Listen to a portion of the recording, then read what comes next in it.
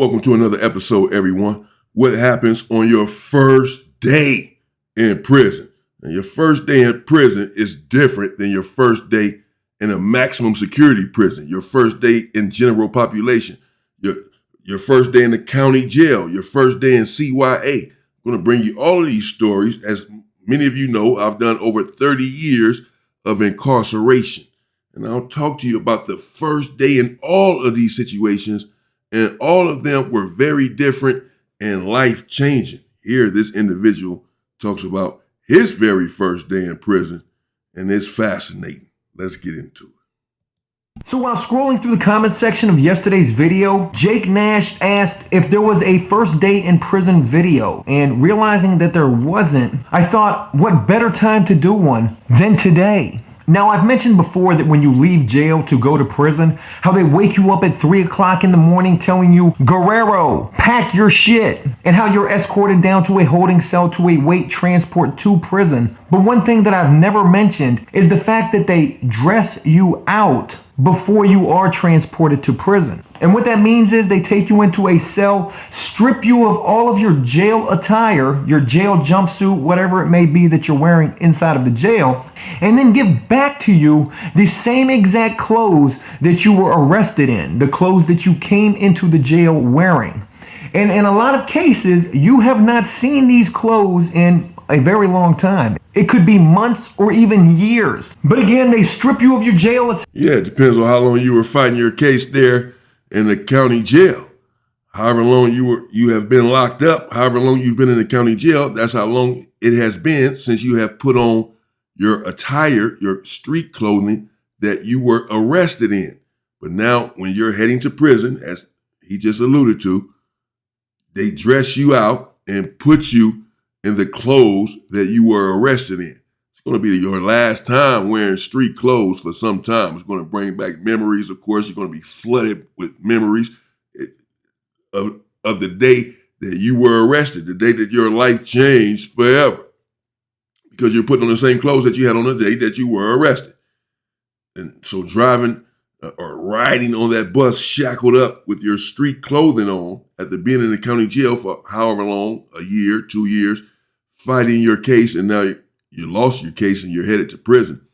After having the county blues on, the county garb on for so long, now you're putting on your street clothes. It just, a flood of memories come rushing back, and you start thinking about home. But instead, you're on the bus, shackled up, heading to prison. And put you back in your street clothes. And it's the craziest thing in the world, getting your actual clothes back, putting that clothes on that you haven't worn in however long, but knowing that the only reason they're giving you this clothes to wear is because they want to get you out of their jail clothing before they ship you off to prison. So after that, it's transportation time. Handcuffed, feet shackled, and hands shackled to your waist. You cannot go anywhere. And while sitting in that most uncomfortable position for most likely hours, your wrists are aching from these cuffs that are just cutting into your circulation, but you're not even really thinking about the discomfort and pain that you're in so much as you're thinking about the fact that, holy shit, I'm going to prison. What is this experience going to be like? I've never been to prison before. All I know of prison is what I've seen on TV. Stabbings, rape, extortion, beatings. I can't even lie to you saying that I wasn't, because to be completely honest with you, I was pretty damn terrified. But that fear was something I could not show at all. I mean, I literally had to have my game face on and at least appear like I've been here before. This is my 4th time going to prison. When we finally arrived at the prison after what seemed like about a 3-hour van ride, the van pulls around the front of the prison, and then appears this gigantic dog kennel-like cage with 2 gates on it, and that is what's commonly referred to as the sallyport. The first gate opens up, the van pulls in, that gate closes, and now you are confined inside of this dog kennel cage, where you are then escorted out of the van by these prison guards, and the first thing they say to you as they're unshackling, uncuffing, unlinking your feet is, welcome to prison. Take off all your clothes. Right here? I mean, we are completely exposed inside of this. Well, yes, they absolutely put you inside of these dog kennel cages. And they're in the shoe program, and in some holes, you program when you are allowed yard time, which is rare. You program or go to yard inside of these dog kennels, inside of these dog cages, as we would refer to them there in prison. And it is a most shocking experience. It is dehumanizing, and it is life altering. You do not want to return to this place, even though many people do. Now, at least he got off the bus without being attacked, because they're in Corcoran State Prison in California and many other prisons. They are known for, when you get off of the bus, first arriving, to beat you up, beat you down, to welcome you to the prison. Hey, welcome to our prison. You're in Corcoran State Prison now. This prison belongs to us, and we run this prison. And to prove it to you, we're about to beat the living crap out of you. And this is what they do as you pull up to the prison there in Corcoran. This is what they were known for. I know I've been there more than once, unfortunately. Dog kennel-like cage, and you take off all of your clothes. Oh my God, this is not going to be fun. If you are not in discomfort up until that point, well, you can rest assured that you will be the moment they unshackle you and tell you to get naked in broad daylight in a dog kennel-like cage, engulfed by a gigantic penitentiary basking in the background. Yeah, you will be uncomfortable then. You're stripped and then redressed in a prison jumpsuit, and from that point, you are escorted inside of the prison compound. You're led into a building that is considered the classification building. This is for new intake prisoners coming to the prison, and there is a lot of shit that goes on inside of this building. The first thing that happens in the state of Virginia, I have to mention that because in different states, it may be different things. But in the state of Virginia, the first thing that they do is they take that clothes that you were transported to prison in, your street attire, and they ask you, what do you want to do with this clothes? You have three options. You can throw it away, you can donate it to the Salvation Army, or you can mail it home. My clothes was not exactly the greatest clothes in the world, but I did decide to donate it to the Salvation Army. Maybe it would better suit somebody else out there in the free world, because it certainly wasn't doing me any good at this point. And from there, you are led into a room with only a mere one chair and a pair of hair clippers resting in that chair. And it is in this room where they are going to shave your head and also make you shave all of the facial hair off of your face, except for your mustache. In the state of Virginia, the only facial hair you can have is a mustache. And it's here that if you fail to... Yes, and that is certainly, I'm glad he mentioned the difference, or emphasized that he did his time there in prison in the state of Virginia, because that is certainly different than in the state of California. You can have whatever hair you want to have on your face and whatever length you want to have it on your head. And they're not going to make you shave anything when you come into reception.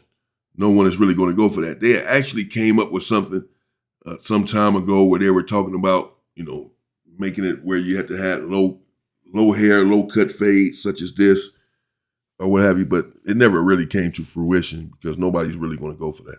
To comply with this shaving process, you will immediately be sent to isolation, to the hole, and you will lose all of your good time immediately. I came out of that room looking pretty much exactly like what I was. A newbie, fresh meat, a guy who had never been to prison before, and the look of fear was now even more evident on my face now that I didn't have much facial hair to hide it. From here, it's orientation time, where they tell you the rules of the prison, what you cannot do, not much anything of what you can do, tell you horror stories of violence that has transpired here at this prison to try to scare the life out of you. And also, it's here during this orientation time where they make you watch the movie. There is a movie that you have to watch immediately upon coming to prison. It is a sexual assault awareness video, and this is the most disturbing video you will ever see in your life. This video starts off with this guy right here basically telling you how he was raped almost every single day that he was in prison and just how all of that transpired. And from there, this video really does not get much better at all. If you would like to see this video for yourself, I will tell you how to do so at the end of this video. I promise you, this is a video that is quite disturbing, and they make you watch this video immediately upon getting to prison to try to educate new arrivals at the prison about sexual assault awareness, I guess. This is actually real prisoners talking about experiences that they have had while in prison. After the scariest movie of my life was finally over, I was then told where I would be housed at and basically kicked right out the back door of the classification building. Bang! Welcome to prison. Yes, and they have stuff like that, particularly in the California Youth Authority, where they'll show you certain films, orientation videos about how the institution is ran. I have not necessarily seen any SA videos, but I'm sure they certainly exist. And as he said, again, he did his time in Virginia and things are different. But to show a video like that it is indeed designed to scare you, to welcome you into prison, to let you know that you are no longer in society, and that your life is at constant risk if you do not comport yourself in a certain way. Go find your building. While trying to find my building, I can't help but to notice the rec yard that is right there in the middle of the prison compound. Gigantic chain link fences with barbed wire around them, and then a secondary fence inside of that fence with barbed wire on top of that fence and also at the ground level of that fence as well. And it was during this moment, as I'm seeing this rec yard for the first time and trying to find my building, that I actually realized just how many fences there were that separated me from exactly where I was at that point to the absolute exterior of this prison compound. I mean, there were at least 5 fences that separated me from exactly where I was to outside of this prison. If I had any plans of escaping, there was no way I would be able to. When I got to my building and walked into the cell block, I'm not gonna lie, I was pretty nervous. I had no idea what type of environment I was walking into, and as the gate opened and I first entered this housing unit, I tried to gather as much intel as I possibly could immediately upon entering that housing unit of just what this would be like as I walked from that front gate to my actual cell to put my stuff away. And it was during that short walk from that front gate to my actual cell that I realized just how fucking out of control this place was. It was so loud inside of this housing unit, it didn't seem like anybody even talked inside of here. They screamed at each other. And it's just all of this chaos that is completely surrounding me that is making the anxiety of this whole experience almost too much for me to handle. I literally felt like I was in a cold sweat walking to my cell. I could not get there fast enough because I did not want anybody to see, which I'm quite sure they did, the absolute look of panic that had to be completely visible on my face. I got to my cell, started putting my things away, and in walks my cellie. Yo, what's up, man? Who are you? I'm Joe. Pleasure to meet you. They call me Killer. Killer, what a fine name that you have, sir. I can only imagine that you have been given this.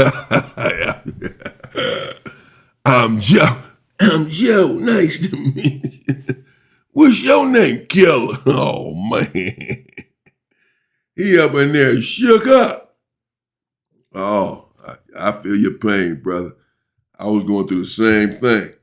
You know, my cellie didn't say his name was Killer. I had to tell him that's what my name was. I was in there bluffing the whole time. What's your name? Killer. Yeah, get up off me, man. Name because of the fact that you have killed someone. Hey, you're awesome. It wasn't long after I first walked into this housing unit that I heard something that I had no idea what it meant. A prison guard came to the front gate of the cell block and yelled, "Gate break!" Not date rape, gate break.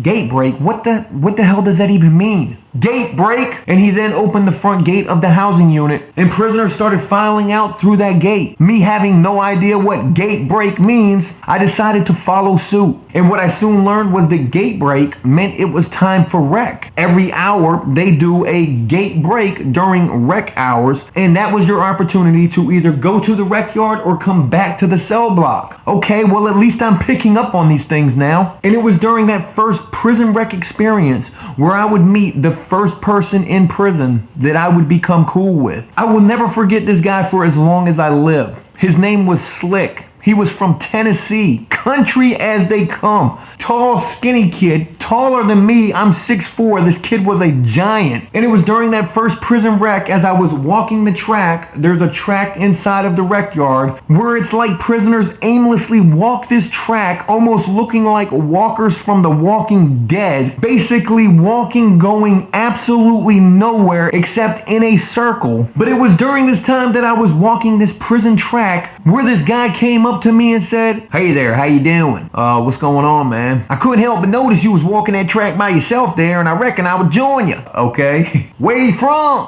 Where are you from? He was a cool guy. And you know, when people come up to you in a prison, you would automatically assume if they're trying to get to know you, they're trying to feel you out, see how they could possibly take advantage of you, see if you're weak, see what sort of gang you're in. But Slick was just a tall, lanky country kid. I'm from Tennessee. I can tell. And I gotta be honest with you, Slick gave me a lot of good information when I first got to prison. I'll never forget how he told me, you know, when I first came to prison, guys were trying to warn me as I was leaving the jail. They said, "Slick, when you get to prison, don't borrow nothing, don't do no gambling, and don't you go associating with none of them homosexuals." I said, "Slick, man, that's some pretty good information them guys gave you before you left the jail." He said, "You're dang right, it was some good information." He said, "But the problem is, I already owe this tobacco man $60. My cellmate's the biggest one of them homosexuals here on the compound, and I can't find a card game." Yeah, Slick told me that before leaving the jail, they warned him, do not do any gambling, don't borrow anything,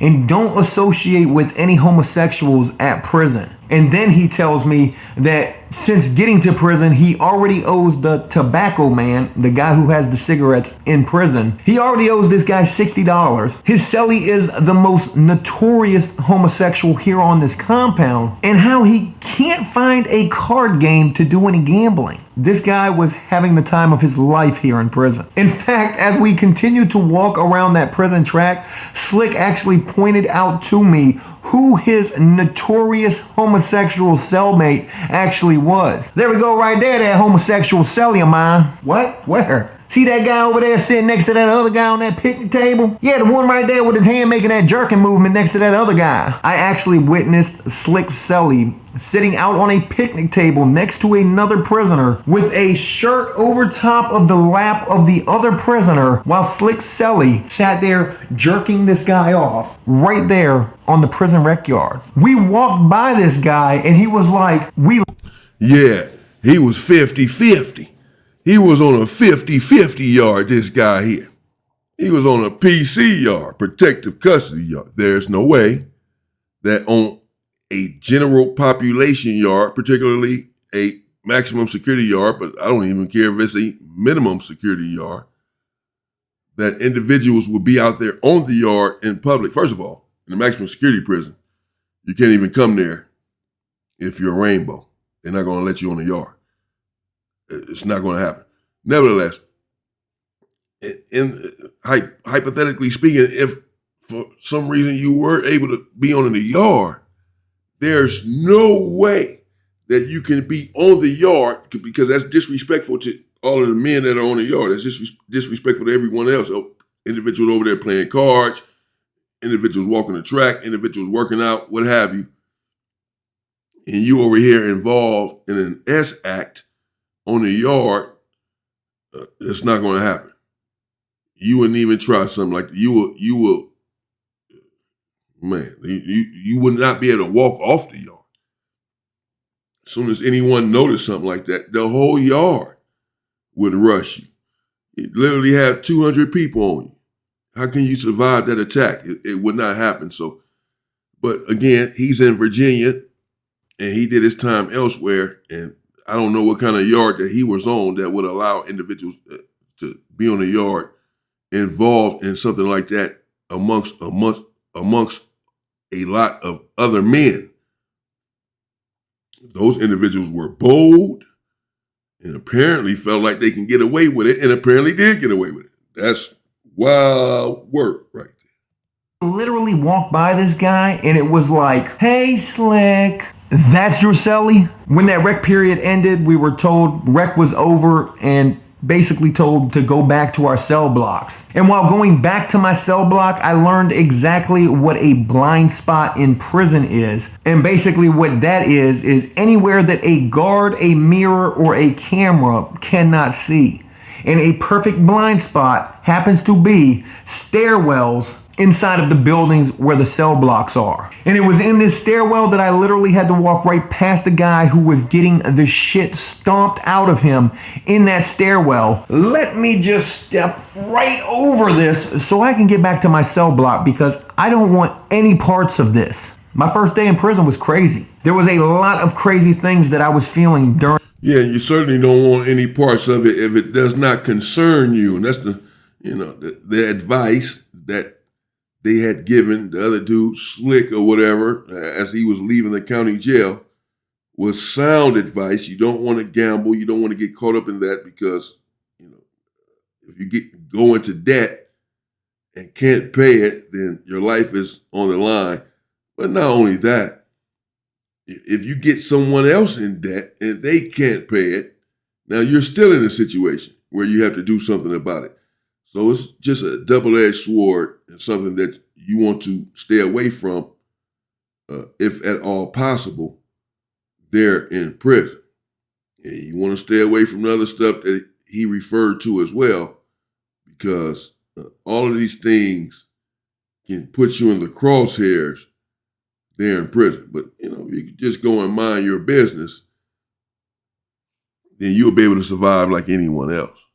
But it's just not a place that anyone should go or want to be. And if you're in there, you should be trying to work your way out of there.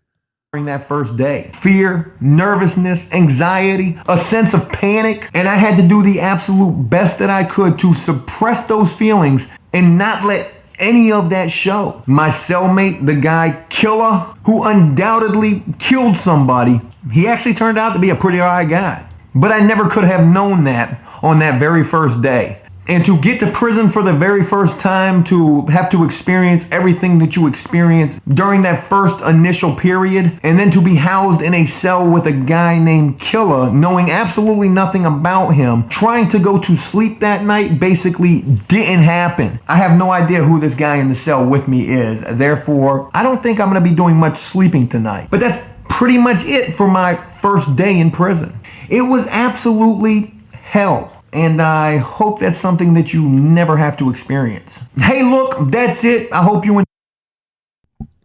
Tell me about it. And this is that was the After Prison show. Shout out to the After Prison show. And he's pretty accurate. It's soul wrenching your first day in. Your whole life flashes before you. You're questioning all of your prior decisions. You're thinking about people in your life and your family and when you will ever see them again, if you will ever see them again, depending on your circumstances. And it's overall horrific. Something that I don't also wish upon anyone and want everyone to stay out here on the street and stay free, stay in society and be a contribution to society. An asset and not a liability.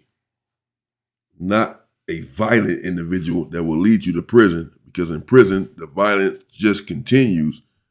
And when you live by the sword, you die by the sword in prison or on the street. And oftentimes, whatever the situation is, it is not worth us giving our life up for to find ourselves in these situations. He was blessed enough to make it out. I was blessed enough to make it out. But not everyone is. Shout out to him. Let me know what you think in the comments. Thank you all for your support. Stay safe and stay free. People, stay free.